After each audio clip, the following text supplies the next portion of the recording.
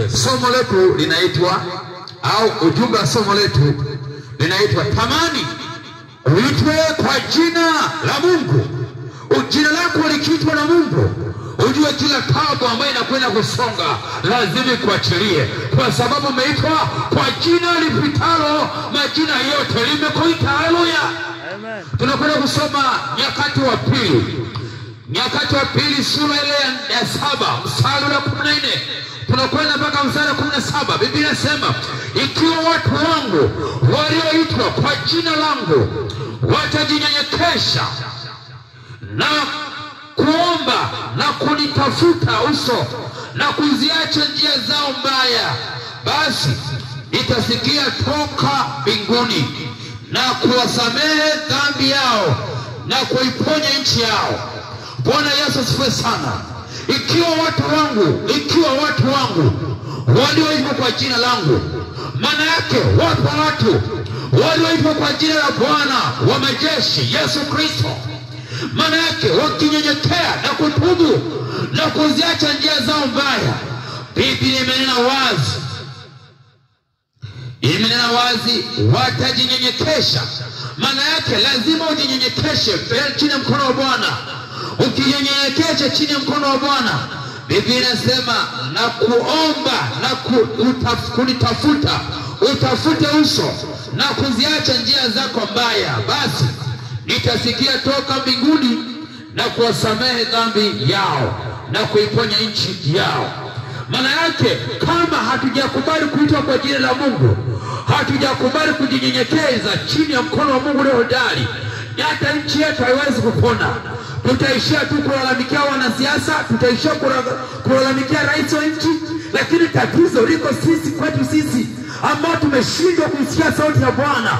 Bwana anakuita hivyo hivyo ulivyo, uweze kuziacha njia zako mbaya, uweze kuacha michanganyo katika maisha yako. Kama umesema umeokoka, uwe kweli umeokoka, acha maisha michanganyo, iambie dhambi kwa heri, ili Mungu aweze kukutana na wewe, ili Mungu aweze kukuponya, aweze ukatoka kwenye hiyo hali ambayo uko nayo. Kama hujakubali kubadilishwa na Mungu, kubali Mungu kutengeneze jioni ya leo, ili aweze kufuta dhambi zako, aweze kukupa nafasi nyingine ya kutembea katika uwepo wa Mungu. Haleluya. Hakina magumu unayoyapitia, yamkini kwa sababu hujampa Mungu nafasi ili aweze kukusimamia. Yawezekana ugonjwa ambao unakutesa ni kwa sababu hujakubali kuliweka tumaini lako kwa Mungu. Jaribu kumpa Mungu nafasi ili aweze kuingia, aweze kukutengeneza upya, akupe mwanzo mpya katika Kristo Yesu. Kila kitu unachopitia Mungu anaweza kukutoa, yawe ni magonjwa, yawe ni maisha magumu. Alikuwepo Yusufu aliyepitia magumu, akafungwa mpaka kufungwa, lakini kwa sababu Yusufu hakuweza kuacha ile mbegu ya Mungu, hakuweza kumwacha Mungu, Mungu naye akumwacha Yusufu. Alimshikilia, akamtoa gerezani, akampandisha, akamfanya kuwa mkuu katika nchi ile ya Misri. Tena alikuwa ni mkimbizi, aliyeitwa kama mtumwa. Tatizo lako wewe, unaangalia elimu yako leo nayo, unaangalia kipato chako. Mungu hupenda kuvinyanyua vile vinyonge na kuvipandisha juu. Haleluya.